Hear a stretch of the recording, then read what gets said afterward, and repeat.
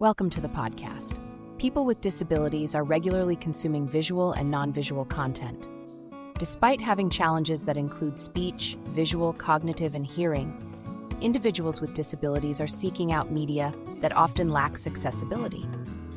Accessibility standards have been lowered, and lack of accessibility has become a normalized practice, leading to negative emotions for users and repercussions for brands. In this podcast, we discuss ways your organization can create digital content that is inclusive to all.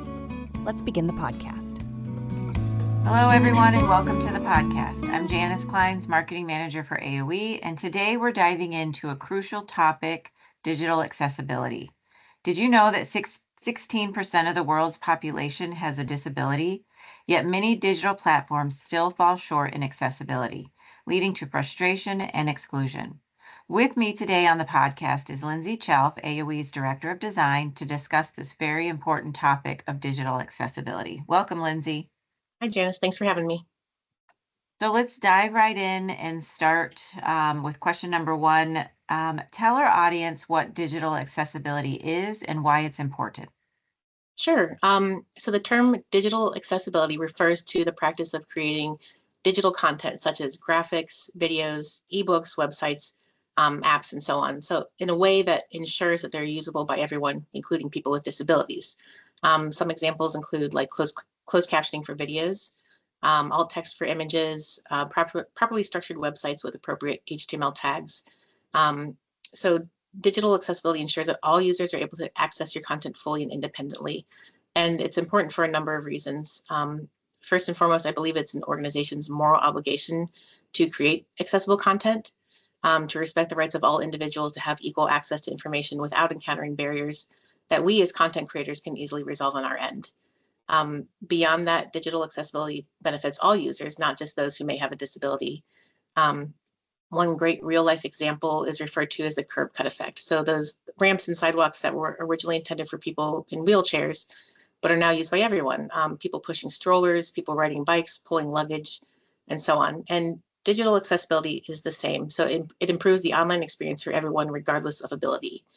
So like how many of us have ever watched a video on our phone in a noisy environment? Or maybe we're holding a baby that we're trying to get to go to sleep, but we really want to watch this video, but we can't listen to it. So we rely on closed captioning for context, and that's an example of the curb cut effect in the digital world. So it's important because organizations that provide accessible content also benefit from expanding their customer base. It improves your website SEO, and it cultivates a positive brand reputation. And then lastly, in many cases, you're legally required to provide reasonable accommodations for users with disabilities, and websites are considered a public accommodation and are therefore required by law to be ADA compliant. So a user who is unable to access the information they need on your website could file a lawsuit against your business or organization. So there are really a number of reasons why it's important to pursue digital accessibility with your content. Okay. Yeah, it sounds like it's something that everyone should be doing. Yep. Are there assisting tools that are available for those with disabilities? Yeah, there are quite a few technologies out there for users with disabilities to access content. There are screen readers. It's a type of software that can read a document or website aloud to a user, or it can translate it to a braille display. Screen magnifiers assist people with low vision by increasing the size of the content they're viewing. There's speech-to-text software that allows users who have difficulty manipulating a keyboard or mouse to have complete control over computer interactions, like scrolling their screen, copying and pasting text, navigating websites, and so on. And there are other alternative input technologies such as motion or eye tracking devices that allow people to interact with their computer by moving their head or moving their eyes or other body part using wearable devices instead of a keyboard or mouse. There's also sip and puff devices allow users to control mouse movement through a mouthpiece that they can inhale and exhale through to control that movement. And those are all just amazing tools, amazing technology, but it's important to remember that they don't just magically fix accessibility issues. On the content creator's end, that relies on the proper use of alt text, HTML structure, closed captioning, and accessible design. So it's our responsibility as content creators to ensure that what we create is accessible and therefore usable by those assistive technologies. So what are some barriers that those with disabilities face?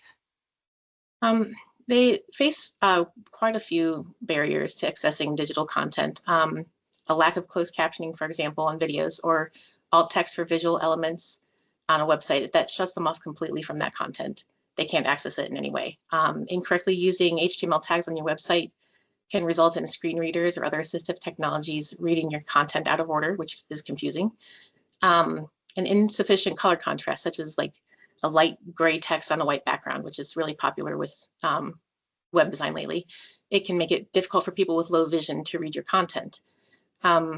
Sometimes people will convey information solely through color unintentionally, like making a hyperlink in your text, just changing the color from the body text, and rather than doing like a different way, like making a bold or underlining the link, that makes it indistinguishable from the rest of the text for users with color blindness, for example.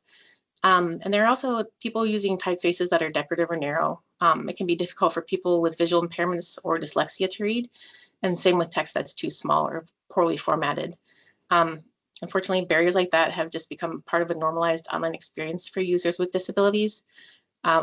AOE came across a survey a while back that was conducted about digital accessibility, where we broke down the results in one of our blogs, and respondents indicated that when they face these barriers and are unable to access content, they feel frustrated, disappointed, ignored, isolated. And that's obviously an experience that we as fellow human beings, we should try to remedy on our end. So it's critical to remove what barriers we can as content creators to ensure that these users have equal access to information and an online experience that's, equitable and inclusive. Yeah, I couldn't agree more.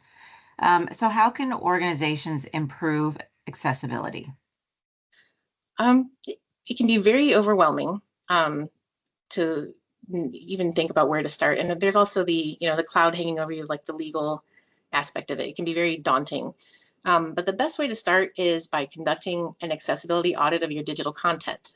There are some free tools out there that can scan your website to test its accessibility using the most up-to-date standards, like WCAG or Web Content Accessibility Guidelines.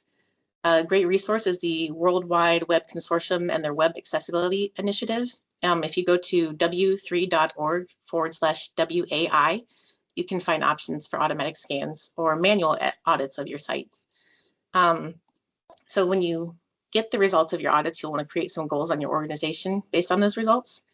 The accessibility issues revealed in your audit will likely be ranked in terms of importance from like critical down to low concern. So make sure you prioritize the issues that need immediate attention and then set a timeline for implementing those changes. Another good idea is to provide training sessions for staff on accessibility principles.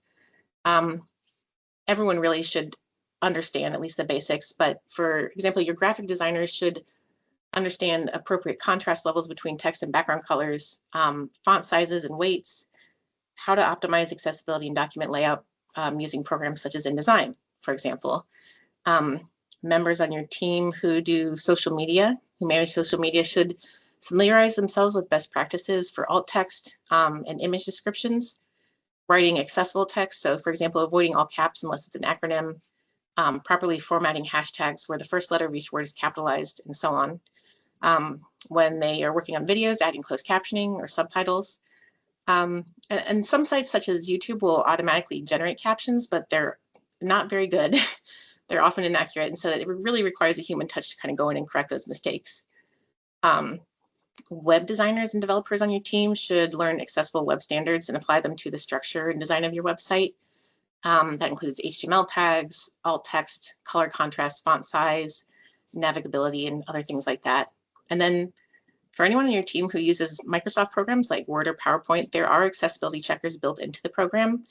But it's important to remember that while they're helpful and a good kind of foundation to start with, they aren't a substitute for actually understanding accessibility best practices and how to apply them. So once your team has a better grasp on accessibility principles, make sure they're applied at the very start of the content creation process.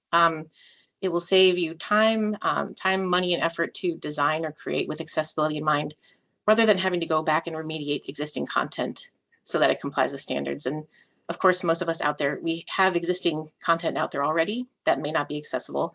So it's a good idea to start with your most recently posted content, social media, videos, working backwards and start applying those accessibility measures such as closed captioning, alt text, and so on. We do have a bunch of resources that we can share with listeners. We can put that on our blog, or we can put that maybe in the description of the podcast, if you think you can do that. Yeah, no, I think that's great. Can you tell our audience how AOE has updated our website to be more accessible? Sure. We recently overhauled our site design with the goal of meeting or exceeding ADA compliance standards. That included adjusting interactive elements on our site, such as how buttons work or mousing over animations, things like that. We've added alt text to images. We're making sure that the proper HTML tags for all text elements have been applied. It's not really like a one-off job, though. It's something we have to regularly conduct inspections on our site to make sure it's still compatible with current standards. And it's really an ongoing process where we are continuously working toward providing the best experience for all users visiting our site. And we're also in the process of applying accessibility standards to our social media graphics and videos, so people should keep an eye out for those changes. Great. Thank you so much, Lindsay, for all this valuable information. For Sure. those of you listening, we will put all the links in the description of the podcast. And if you're interested in having our designers look at your website for accessibility, AOE offers that for our clients as well. And you can find all that information on our website at aoeteam.com. Under the resources or services tab, website design and development. Anything else, Lindsay, that you want our listeners to know about accessibility? No, I think we did a pretty good overview of it. I encourage people to check out that w3.org website. Just look for accessibility resources out there, including the links that we're going to provide, and try to familiarize yourself with it, because it's an important thing to do. It's not a nice to have anymore. It's a must do for your sites and your content. No, absolutely. Thank you so much for joining us today. Thanks, Janice. Thank you so much for joining us. We hope this session provides value, and we hope you will join us for our next podcast.